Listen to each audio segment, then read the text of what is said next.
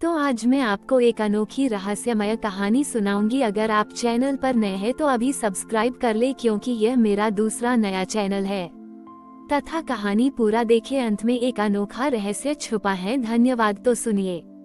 श्रावण का चौथा और अंतिम सोमवार था। एक दूर दराज के गांव प्रतापपुर में एक वृद्ध किसान रहता था, जिसका नाम था दशरथ। दशरथ बहुत गरीब था, लेकिन उसका मन बहुत ही उदार था। उसके पास जो कुछ भी था वह दूसरों के साथ बांटने में कभी पीछे नहीं हटता था। इस श्रावण में उसने संकल्प लिया था कि वह हर सोमवार को भूखे लोगों को अपने खेत से उपजे अन्न का दान करेगा। गांव में एक धनवान और प्रसिद्ध व्यक्ति भी रहता था, जिसका नाम था वीरभद्र। वीरभद्र के पास अपार धन दौलत थी और वह चाहता था कि श्रावण के अंतिम सोमवार पर वह कुछ ऐसा दान करे जिससे पूरे गांव में उसकी जय जयकार हो। उसने गांव के एक बड़े मंदिर में सोने का कलश चढ़ाने का फैसला किया। उसने सोचा, जब गांव वाले देखे आगे कि मैंने महादेव को सोने का कलश अर्पित किया है, तो मेरी भक्ति की चर्चा दूर दूर तक होगी। श्रावण का अंतिम सोमवार आया। दशरथ सुबह सुबह उठा। उसके पास खाने के लिए बस एक मुट्ठी अनाज बचा था, लेकिन उसने संकल्प लिया था कि वह भूखे को दान देगा। उसने उस मुट्ठी भर अनाज को पीसकर एक छोटी सी रोटी बनाई और उसे लेकर गांव के चौराहे पर बैठ गया। वह इंतजार कर रहा था कि कोई जरूरतमंद उसके पास आए। उसी समय एक बहुत ही दुबला पतला भूखा बालक उसके पास आया। दशरथ ने बिना कुछ सोचे समझे वह रोटी उस बालक को दे दी। बालक ने तुरंत वह रोटी खाई और दशरथ को बहुत बहुत धन्यवाद दिया। दशरथ को उस बालक की मुस्कान देखकर ऐसी खुशी मिली जो से कभी नहीं मिली थी। उसका पेट तो खाली था, लेकिन उसका मन पूरी तरह से तृप्त हो गया था। दूसरी तरफ वीरभद्र अपने सोने के कलश के साथ मंदिर पहुंचा। पूरे गांव में उसकी शान शौकत की चर्चा हो रही थी। उसने मंदिर में कलश चढ़ाया और सोचा कि अब महादेव उससे बहुत प्रसन्न होंगे। लेकिन जैसे ही उसने कलश चढ़ाया, एक जोरद आरा हवा चली और कलश लुढ़ककर मंदिर के गर्भगृह के कोने में गिर गया। वहाँ एक धूल का ढेर था और कलश उस धूल में छिप गया। वीरभद्र को ये देखकर बहुत गुस्सा आया। उसने सोचा कि यह क्या हो गया। तभी उसे मंदिर के पुजारी ने शांत किया और कहा, महादेव को दिखावे का दान पसंद नहीं आता। पुजारी ने वीरभद्र को समझाया, आज सुबह मैं दशरथ के पास से गुजरा था। उसने अपने खाने की आखिरी रोटी एक भूखे बच्चे को दे दी। महादेव को वह आत्मत्याग और निस्वार्थ भाव का दान उस सोने के कलश से कहीं ज्यादा प्रिय है। कलश तो सिर्फ एक धातु का टुकड़ा है, लेकिन दशरथ का दान उसके हृदय से निकला है। पुजारी ने आगे कहा, महादेव को भक्तों की श्रद्धा से मतलब होता है, उनके धन से नहीं। दशरथ के दान में प्रेम और त्याग था, जबकि तुम्हारे दान में अहंकार और दिखावा। इसलिए महादेव ने उसके छोटे से दान को स्वीकार किया और तुम्हारे बड़े दान को नहीं।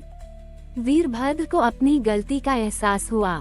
उसे लगा कि उसने महादेव को प्रसन्न करने के बजाय अपने अहंकार को बढ़ावा दिया था।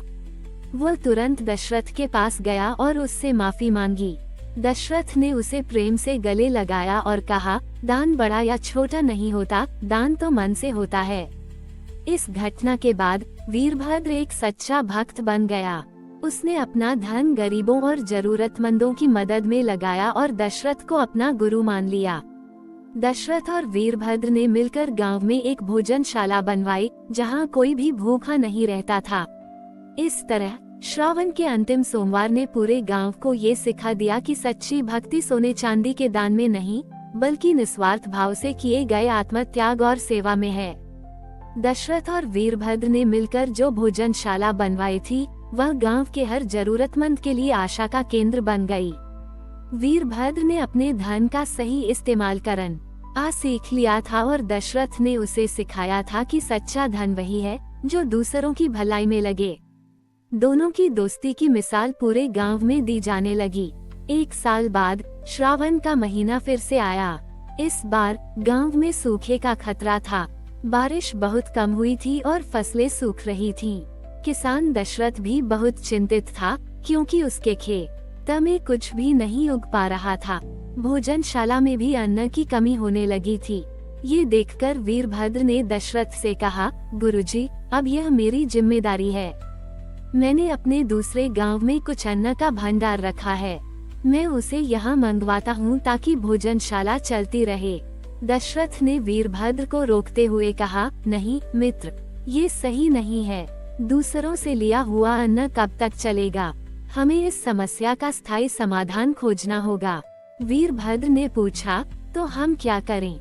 दशरथ ने कहा, हमें महादेव से प्रार्थना करनी चाहिए, लेकिन सिर्फ प्रार्थना से काम नहीं चलेगा, हमें अपनी तरफ से भी कुछ कर न होगा। दोनों ने मिलकर गांव के सभी किसानों को इकट्ठा किया। दशरथ ने उन्हें समझाया कि वे सिर्फ बारिश का इंतजार न करें, बल्कि कुछ ऐसा करें जिससे जल का सदुपयोग हो। उन्होंने सभी गांव वालों को समझाया कि वे मिलकर एक पुराना सूखा हुआ कुआं खोदें और उसे गहरा करें। दशरथ ने कहा, महादेव की कृपा तभी होती है जब हम खुद भी प्रयास करते हैं।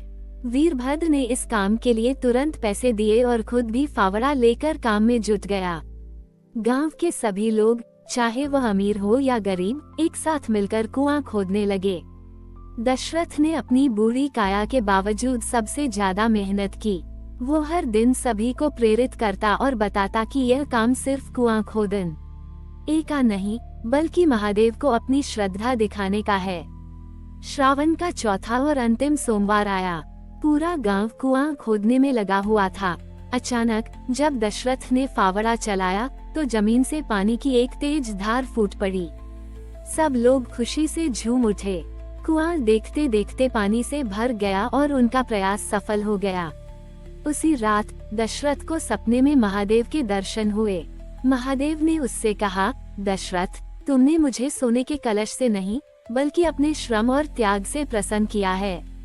तुम्हारी सच्ची भक्ति यही है कि तुमने सिर्फ प्रार्थना नहीं की, बल्कि अपने कर्मों से उस प्रार्थना को साकार किया। तुमने लोगों को आत्मनिर्भर बनने की राह दिखाई। सुबह उठकर दशरथ ने गांव वालों को सपने की बात बताई। सभी को ये समझ आ गया था कि महादेव की सच्ची पूजा सिर्फ दान करने में नहीं, बल्कि आत्मनिर्भरता और सामूहिक प्रयास में भी है। इसके बाद गांव में कभी सूखे की समस्या नहीं आई। वीरभद्र ने दशरथ के मार्गदर्शन में एक और कुआं खुदवाया और जल संरक्षण के लिए कई प्रयास किए। दशरथ की कहानी ने पूरे गांव को ये सिखा दिया कि त्याग और सेवा ही सबसे बड़ी भक्ति है, और जब मेहनत और प्रार्थना का मेल होता है तो कोई भी समस्या बड़ी नहीं होती। हमारी और भी आध्यात्मिक एवं अनोखी कहानियाँ देखने के लिए हमारे चैनल पर जाएं तथा धार्मिक एवं पौराणिक अनोखी कहानियाँ हमारे चैनल पर है। कृपया जाके देखें तथा हमारे चैनल को सब्सक्राइब करके रखें और वीडियो लाइक जरूर करें। धन्यवाद।